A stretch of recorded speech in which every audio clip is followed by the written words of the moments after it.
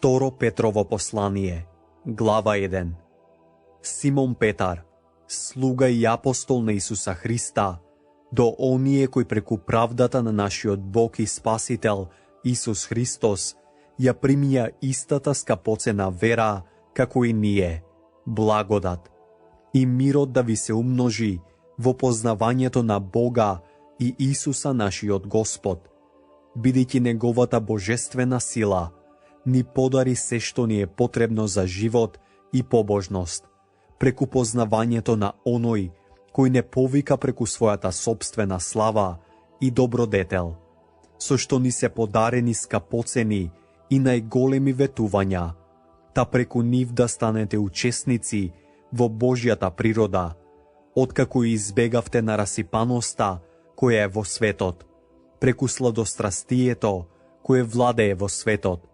Заради тоа, вложете ја сета ревност и исполнете ја својата вера со добродетел, а добродетелта со знаење, а знаењето со воздржливост, а воздржливоста со трпение, а трпението со побожност, а побожноста со братолюбие, а братолюбието со љубов. Зашто ако го имате се тоа, и тоа се умножува, не ве прави мрзливи и бесплодни во познавањето на нашиот Господ Исус Христос. Но кој го нема тоа, слепе и кусоглед, зашто заборавил дека е очистен од своите стари гревови. Затоа, браќа, погрижете се уште повеќе да го зацврстите својот позив и избор. Имено, ако го правите тоа, никогаш нема да се сопнете, зашто така ќе ви се даде изобилно влегување во вечното царство на нашиот Господ и Спасител Исус Христос. Затоа ќе гледам секогаш да ве подсетувам за овие работи, иако вие ги знаете и сте утврдени во сегашната вистина. Но сметам дека е право, додека сум во овој шатор на своето тело, да ве разбудувам со напомнување, зашто знам дека скоро ќе го остава мојот шатор, како што ми извести за тоа нашиот Господ Исус Христос.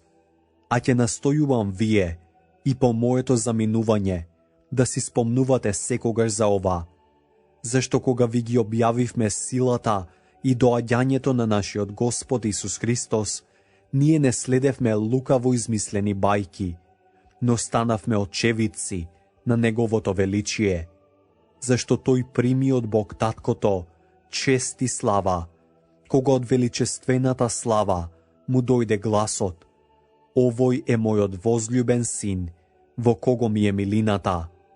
Ние го чувме гласот кој дојде од небото, кога бевме со него на Светата гора. И така имаме подсврсто пророчко слово, а вие правите добро што внимавате на него, како на светило што свети во темно место, додека не осамне денот и деница засвети во вашите срца. Знајте го ова пред се, ниедно пророштво во писмото не може да се толкува како кој сака, зашто никогаш пророштвото не дошло од човечка волја, туку светите Божји луѓе зборувале носени од Светиот Дух. Глава 2. А имаше и лажни пророци во народот, како што ќе има и меѓу вас лажни учители, кои тајно ќе внесуваат гибелни кривоверства и ќе го одречуваат Господа кој ги откупил, навлечувајќи врз себе брза погибел.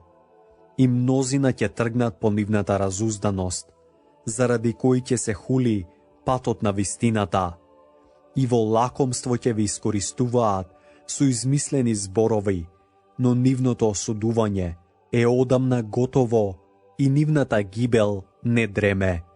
Зашто ако Бог не ги поштеди ангелите кои сгрешија, туку ги фрли во мрачните бездни и ги предаде да бидат чувани за судот, иако не го поштеди стариот свет, туку го запази само Ное, проповедникот на правдата, со уште 7 души, кога наведе потоп врз безбожничкиот свет, ако ги осуди на пропаст градовите Содом и Гомор и ги претвори во пепел, и ги постави за пример на идните безбожници, иако го избави праведниот Лот, кого го мачеше развратниот живот на беззакониците, зашто овој праведник, живеејќи меѓу нив, ја измачуваше од ден на ден својата праведна душа, гледајќи ги и слушајќи ги нивните беззаконски дела.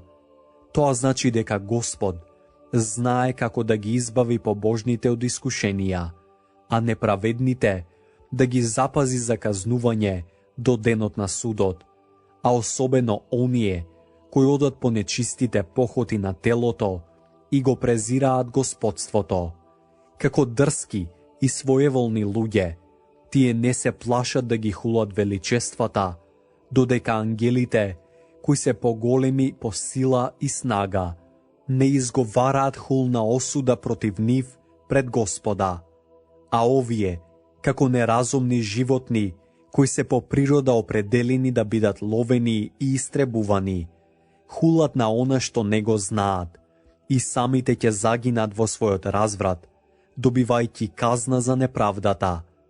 Тие го сметаат развратниот живот дење за своја наслада, валкани и срамни се тие, кои се честат со своите измами, кога се гостат со вас. Нивните очи се полни со прељуба и не се одречуваат од гревот. Тие ги заведуваат неутврдените души. Имаат срце научено на лакомство. Тие се деца на проклетството. Го оставија вистинскиот пат и заблудија. И тргнаа по патот на Валаама, синот Восоров, кој посака неправедна плата, но прими укор за своето беззаконие. Нема ослица проговори со човечки глас и го спречи пророковото безумство. Тоа се безводни извори и облаци, што ги тера виорот, за кој се пази темен мрак за секогаш. Зашто со тоа што зборуваат високозвучни и суетни зборови, ги мамат преку телесните страсни желби и преку разузданост, оние кои што туку избегале од оние кои живеат во заблуда, им ветуваат слобода, а самите и робуваат на ресипаноста, зашто од што е некој победен, на тоа им робува. Зашто ако оние кои со вистинското познавање на Господа, Спасителот Исуса Христа, и избегаа на светската расипаност, и пак се заплеткуваат во неа, иако таа ги победи, тогаш последново им станува полошо од првото. Имено, за нив би било подобро да не го познаваа патот на правдата, отколку откако го познаа, да се одвратат од светата заповед која им е предадена. Ним им се случува она што вели вистинската поговорка. Песот се враќа на својата блувотина и искапената свиња се враќа да се валка во калта. Глава 3. Возлюбени, ова е веќе второ послание што ви го пишувам, и во двете го разбудувам преку напомнување вашиот чист разум, за да си спомните за зборовите кои светите пророци ги кажаа однапред, и за заповедта на Господа и Спасителот, која ви ја предадоа вашите апостоли. Знајте го пред се ова, дека во последните дни ќе се јават подигрувачи, кои со своите подигрувања ќе одат по сопствените страсти и ќе велат: каде е ветувањето за неговото доаѓање? Зашто откако умреа татковците, се стои така, како од почетокот на создавањето, кога своеволно сакаа така, тогаш за нив останува сокриено дека преку Божјото Слово небесата беа одамна и дека земјата од водата и преку водата го доби своето постоење. Преку тоа и тогашниот свет беше потопен со вода и така пропадна. А сегашните небеса и земјата со истото слово се запазени и се чуваат за оган до денот на судот и погибелта на безбожните луѓе. Но едно не смее да ви биде непознато, возлюбени, дека за Господ еден ден е како 1000 години и 1000 години како еден ден. Господ не го забавува тоа што го ветил, како што некои мислат за тоа бавење, туку го покажува своето трпение кон вас, зашто не сака некој да пропадне, туку сите да дојдат до покаяние. А Господовиот ден ќе дојде како крадец во ноќта. Во тој ден небесата ќе поминат со голема бучава, а вжарените стихии ќе се распаднат и земјата ќе изгори со сите дела што се во неа, бидејќи се ова ќе се распадне така.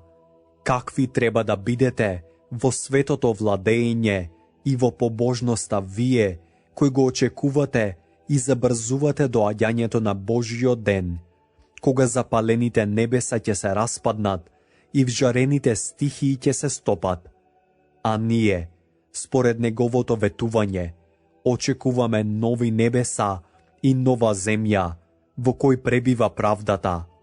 Затоа, возлюбени, додека го очекувате ова, погрижете се тој да ве најде чисти и непорочни во мир.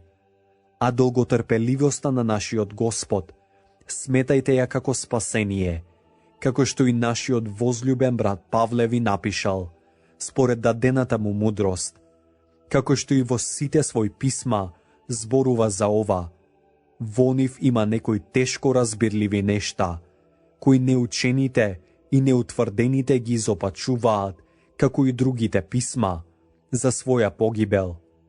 И така вие, возлюбени, кога го знаете ова однапред, пазете се за блудата на беззакониците, да не ве повлече со себе и да не отпаднете од својата цврста положба, туку растете во благодатта и во познавањето на нашиот Господ и Спасител Исус Христос.